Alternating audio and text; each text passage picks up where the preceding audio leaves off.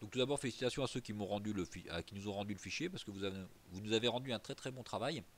Donc vous avez très bien compris les fonctions, les multiplications, il n'y a pas de souci, les fonctions somme, il n'y a aucun souci. Donc pour les fonctions, donc sur les fonctions si, donc vous les avez presque tous bien utilisés. Donc vous avez bien vu les tests. Donc si B9 est plus petit que la ration dans la vache lait de ce que peut manger la vache, je mets correct ou à revoir.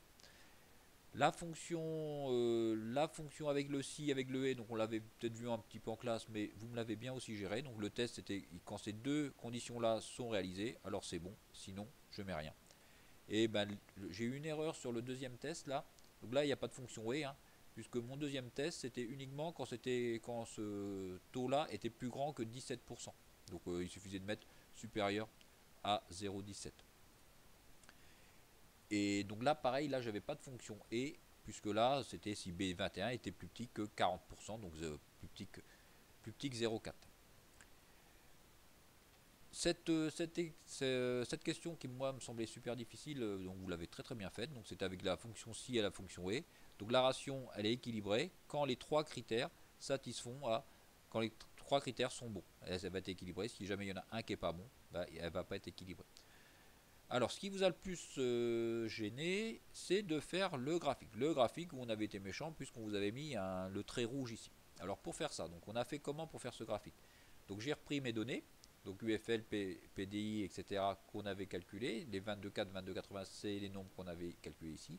Et j'ai remis une ligne production permise qu'on avait trouvé ici. Donc ici, j'ai remis mes données en B18, et ici, j'ai recopié pareil. Hein. Donc là, c'est 17, et après, j'ai déroulé pour avoir partout les mêmes données.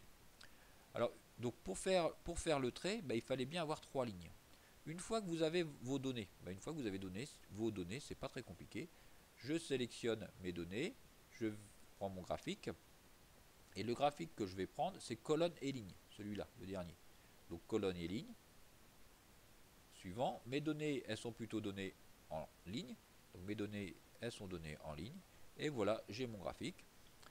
Première ligne comme étiquette, bah oui, elle est là, ma première ligne comme étiquette. Première colonne comme étiquette, oui, parce que c'est ma légende. Voilà, donc après il n'y a plus de difficulté. Hein, donc suivant. Moi la légende j'aime bien la mettre en bas, donc je l'avais dû la mettre en bas. Et on avait mis un petit titre, donc production permise par la ration. Production